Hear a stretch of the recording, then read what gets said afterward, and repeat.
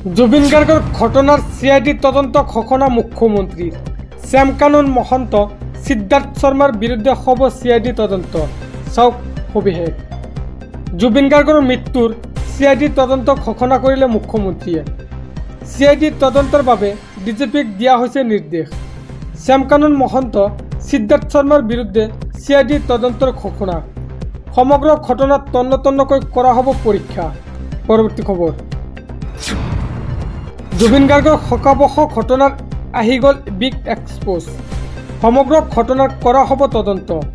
শ্যামকানুন মহন্তৰ বিৰুদ্ধে জিলাই গোচৰ। চাওক বিস্তাৰিত। জুবিন গাৰ্গৰ শোকাবহ ঘটনাৰ আহি গ'ল বিগ এক্সপ'জ। সমগ্ৰ ঘটনাৰ কৰা হ'ব তদন্ত। শ্যামকানুন মহন্তৰ বিৰুদ্ধে হ'ব বিগ তদন্ত। ছিংগাপুৰত জুবিনৰ সৈতে থকা 15জন ব্যক্তিক সোধা-পোছা ছিংগাপুৰ আৰক্ষীৰ। অসমতো শ্যামকানুন মহন্তৰ বিৰুদ্ধে জিলাই গোচৰ। নলবাৰী, মৰিগাঁও, গুৱাহাটী, দেৰগাঁও শ্যামকানুন মহন্তৰ বিৰুদ্ধে দিয়া হৈছে এজাহাৰ। সমগ্ৰ ঘটনাৰ কৰা হ'ব তন্নকৈ তদন্ত। পৰৱৰ্তী খবৰ। আজি অসম পাবহি মৰমৰ জুবিন গাৰ্গ। উৰে নিশা শুব পৰা নাই ৰাজ্যবাসী। জুবিনবিহীন বিষণ্ণ পুৱা। চৌদিশে বাজিছে কেৱল জুবিনৰ গান। বুকুৰে কোনোতে অশ্ৰু বাগৰে। চকু মেলা আৰু মোলৈ চোৱা।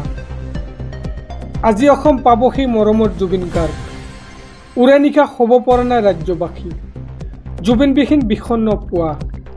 চৌদিশে বাজিছে কেৱল জুবিনৰ গান।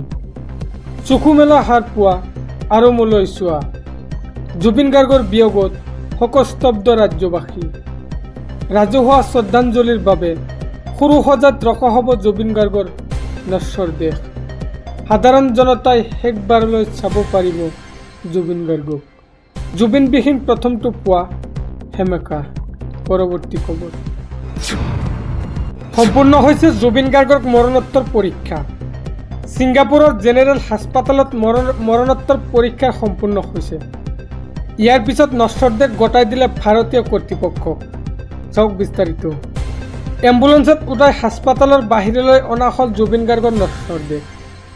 সম্পূৰ্ণ হ'ল জুবিন গাৰ্গৰ মৰণোত্তৰ পৰীক্ষা।